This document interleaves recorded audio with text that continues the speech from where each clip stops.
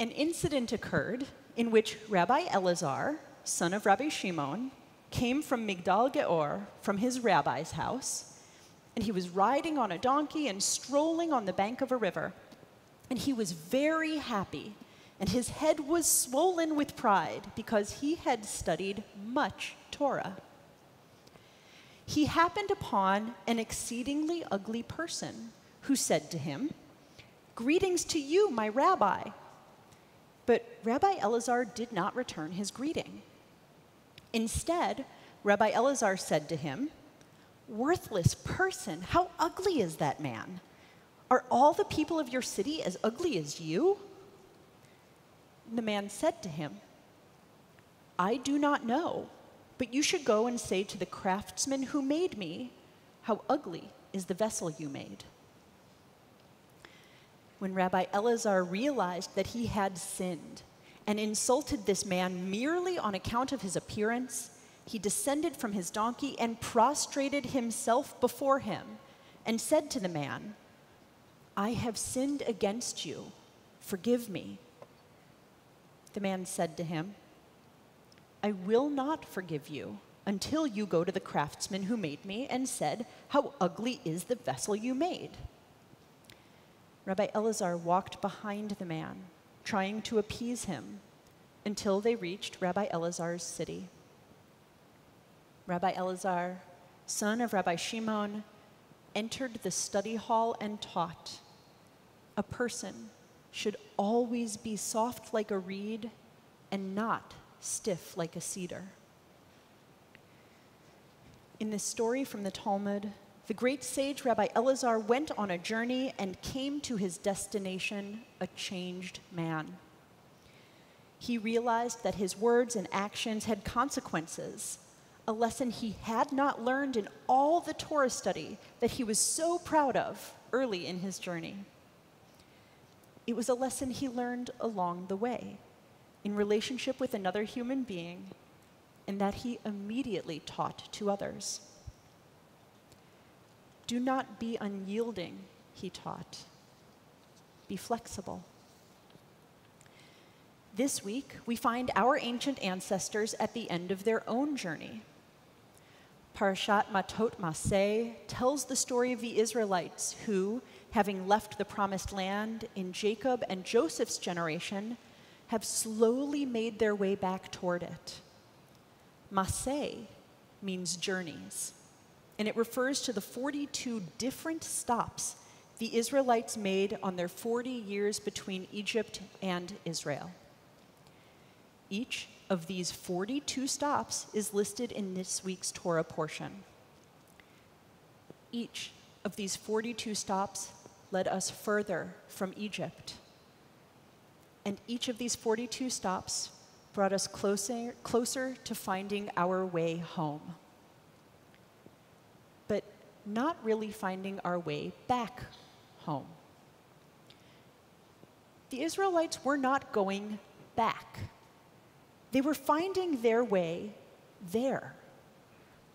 We had once called the land of Israel home, but at this moment, on the cusp of arriving at its borders, we needed to create something entirely new.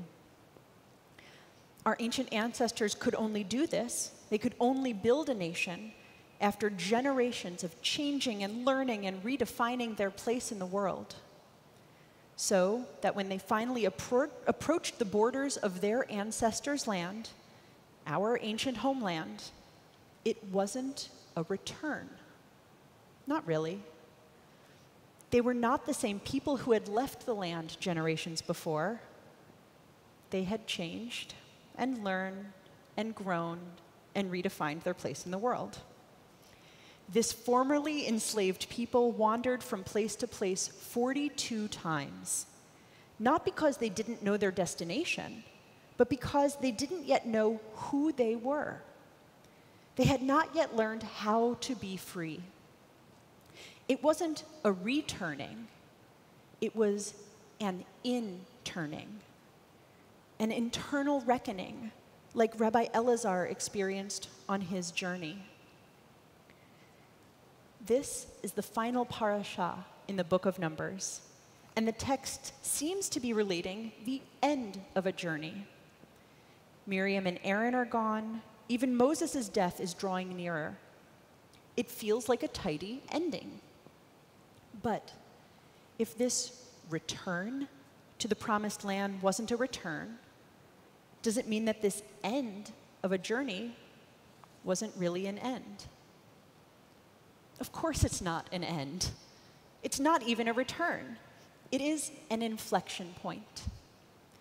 The period defined by Egypt was finally about to close, and the period defined by autonomy in the land was just about to unfold. In other words, the Israelite slaves were left in the wilderness somewhere among these 42 stops.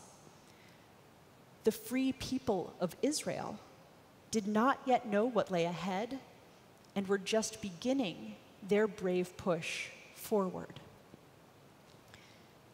Can you imagine their thoughts? Their feelings? Were they ready? What would they find? Would they be able to stop wandering? Were they alone? Who would care for them? These are the questions that we have asked of ourselves as the journey we have all been on these past 16 months comes not to an end, but to an inflection point. Are we ready? What will we find out there? Can we stop worrying? Are we alone? Who cares for us?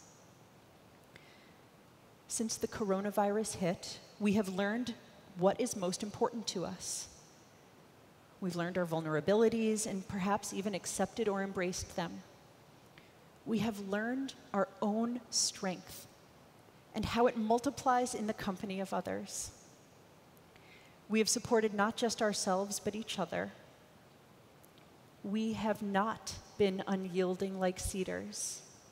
We have been flexible like reeds. Everywhere we go these days, we encounter messages about reopening, of going back, of returning.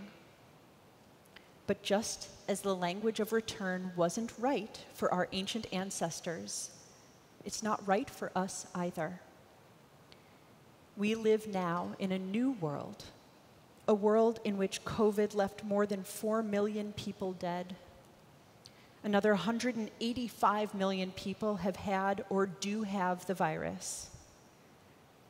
We can't bring the lives and health of these millions back. We also cannot turn into the people we were before.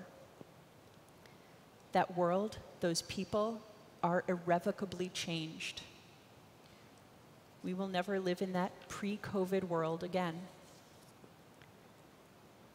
Just as our ancient ancestors reached their inflection point, so do we.